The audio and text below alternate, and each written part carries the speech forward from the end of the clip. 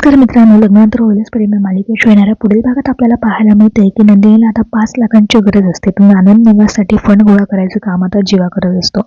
जीवाने आता एक व्हिडिओ बनवलेला असतो, त्यात तो बोलत असतो की माझे 1 लाख फॉलोअर्स आहे, सगळ्यांची जरी 10 रुपयांची मदत केली ना तर आपण आनंद निवासला फंड देऊ शकतो. तर इकडे शारदा नंदिनीला सांगत असते की त्याने 50,000 लोकांचं मन जिंकलं, पण तो तुला जिंकू शकत नाहीये. एवढे लोक त्याच्यावर विश्वास करताय, पण तुझाच त्याच्यावर विश्वास नाहीये. तर इकडे मीटिंगमध्ये आता काव्याची एंट्री झालेली असते. क्लायंट सांगत असतात की आम्हाला प्रोजेक्टमध्ये काहीतरी कमी वाटतंय. तेव्हा काव्या म्हणते की ही कमी पूर्ण करू शकते प्रोजेक्टमध्येही आणि पार्थच्या आयुष्यातही. रागवतच आता म्हणते की काव्या, हे सगळं काय चाललंय तुझं, माहित नाही का आमची मीटिंग आहे. तेव्हा पार्थ रम्याला आडवत म्हणतोय की काव्याला विचारू लागतो की तुम्ही नेमकं कुठली कमी भरून काढायला आला आहात. तेव्हा काव्या म्हणते की सांगते. त्यानंतर काव्या प्रोजेक्टवर सगळी माहिती देऊ लागते प्रोजेक्टरवर.